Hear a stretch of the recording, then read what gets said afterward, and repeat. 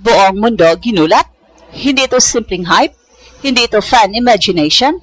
Ito yung klase ng validation na nanggagaling mismo sa pinakamataas na level ng global media. Kasi si Alexandra Ayala na-feature na sa The New York Times. At hindi lang basta mention, hindi lang quick spotlight, ito yung malalim, detalyado at respetadong pagtingin na binigay lang sa mga atleta na tunay na may impact sa buong mundo. Dito mo mararamdaman na iba na ang usapan. Hindi na siya rising star, phenomenon na siya.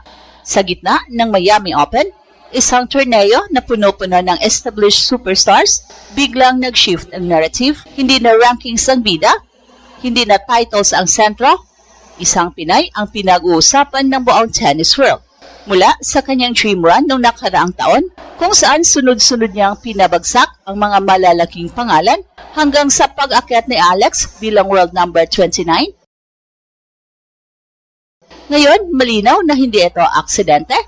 Ito ay build-up ng isang movement at ngayon, mismong global press na ang nagsasabi, may bagong mukha ang tennis at galing ito sa Pilipinas. Pero bago yan, ay makikisuyo muna kami at baka pwede i-share ang aming video at pakiclick ang like at subscribe button at pati na rin ang notification bell.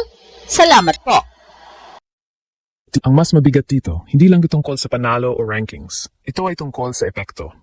Tinatawag siyang People's Champion, isang atleta na kayang magbagalaw ng buong bansa sa bawat serve at rally. Sa Pilipinas, biglang may tennis boom, courts na pupuno, fans nagpupuyat at kahit hindi dating nanood, ngayon nakatutok na. Sa international stage, pare-pareho ang kwento. US Open, Indian Wells, Miami, may kakaibang energy kapag siyang nasa court. Parang concert, parang festival. Parang may bagong pulso ang sport. At sa gitna ng ganitong ingay, ito ang pinakadelikado. Kalmado siya. Walang yabang, walang panic. Step by step ang mindset. Grounded sa proseso kahit galing sa matinding laban tulad ng 3-hour grind niya sa nakaraang round. Habang ang mundo ay nag-iingay sa paligid niya, siya naman ay mas nagiging steady. Parang mas lumalakas habang mas lumalaki ang spotlight. Ito yung klase ng player na hindi natitinag sa pressure, kundi mas lalong nagiging lethal dahil dito. Ngayon, papasok siya sa panibagong hamon kontra kay Magdalena, isang veteranang kilala sa tactical discipline at consistency. Dito masusubok kung ang ingay ay magiging tunay na dominance, kung ang hype ay magiging legacy. Pero isang bagay na ang malinaw, kapag ang The New York Times na mismo ang naglatag ng kwento mo sa mundo, hindi ka na lang basta player. Ikaw na ang sentro ng kwento. At sa bawat laban na paparating, mas lalong tumitibay ang isang katotohanan. Hindi na siya humahabol sa spotlight. Siya na ang spotlight. Buong mundo ginulat talaga. Kasi ngayon, hindi na lang fans, hindi na lang mga analysts, mismong global media giant na ang nagsalita. Si Alexandra Ayala, ang batang Pinay na dati hinahanap pa lang sa draw, ngayon, siya na mismo ang laman ng headline sa The New York Times. At hindi ito simpleng coverage, ito yung class ng feature na binibigay lang sa mga athlete na may malalim na impact sa sport. Yung tipong hindi lang nananalo, kundi nagbabago ng narrative. Dito pa lang malinaw na, hindi na ito rising star face. Ito na yung phenomenon stage. Balikan natin, paano ba nagsimula ang lahat? Sa parehong entablado ng Miami Open, doon niya unang ginulat ang mundo. Isang wildcard, ranked outside the spotlight, pero isa-isang pinabagsak ang mga higante ng laro, mga pangalan na sanay sa pressure, sanay sa spotlight. At sa bawat upset, hindi lang scoreboard ang nagbabago, nababago ang perception ng buong tennis world. Hanggang sa umabot siya sa semifinals, at doon na nagsimula ang narrative. Sino ba itong batang Pinay na walang takot kahit kaharap ang pinakamalakas? Ngayon, isang taon ang lumipas at ibang level na ang eksena. World number 29 na siya. Hindi na siya surprise package. Hindi na siya dark horse. Siya na ang hinahanap ng crowd, hinihintay ng organizers, at sinusundan ng media. Yung dating underdog story, naging full-blown movement. At ang pinakamalupit, hindi lang ito local hype, global na ang saklaw. Fans mula US hanggang Europe, mula Asia hanggang diaspora communities, sabay-sabay sumusubaybay. May mga Pinoy na nagpupuyat, may mga bagong fans na ngayon lang nahilig sa tennis, at may mga international crowd na nagsasabing, iba ang energy kapag siya ang nasa court. Ito yung tinatawag na Ayala effect. Isang alon na hindi mo mapipigilan. Kung saan ang isang player ay hindi lang naglalaro, kundi nagdadala ng bagong audience sa sport. Parang biglang may bagong pintuan na nabuksan ng tennis, at si Alex ang nagbukas.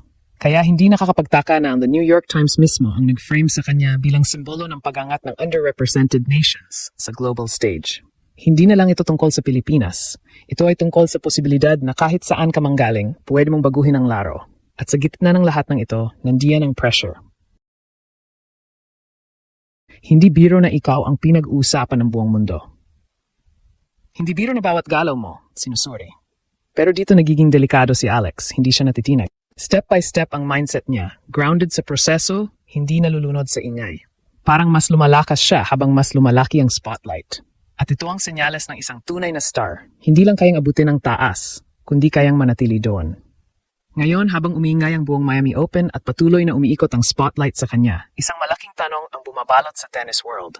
Kaya ba niyang panindigan ang ganitong level ng hype? Kasi iba ang pagiging viral. Iba ang pagiging consistent force sa tour. At dito papasok ang susunod niyang laban kontra kay Magda Linette, isang veterana na hindi basta-basta natitinag, isang player na kayang sirain ang momentum ng kahit sinong rising star sa pamamagitan ng disiplina at tactical precision. Ito ang tunay na test. Hindi lang ito laban ng skill, ito ay laban ng composure, decision-making, at mental endurance. Sa nakaraang round, nakita natin kung paano hinarap ni Alex ang isang brutal na 3-hour, 20-minute war. Isang laban na parang war of attrition, kung saan bawat rally ay laban ng tibay ng loob.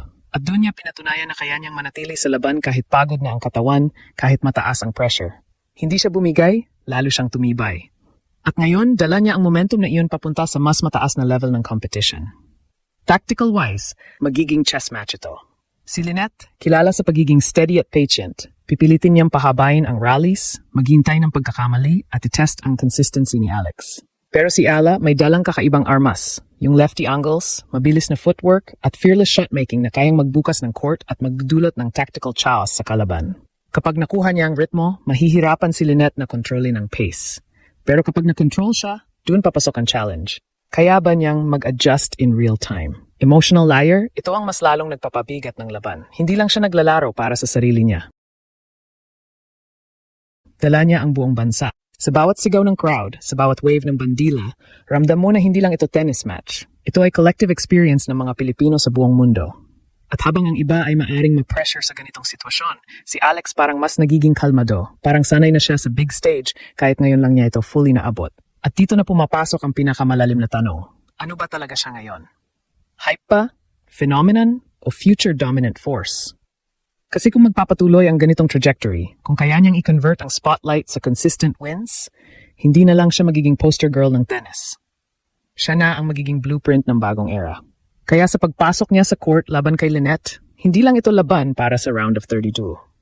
Ito ay laban para patunayan na ang lahat ng ingay, lahat ng spotlight, lahat ng recognition, even from the New York Times, ay hindi aksidente. Na ang Ayala effect ay hindi panandalian, kundi simula ng isang pangmatagalang paghahari.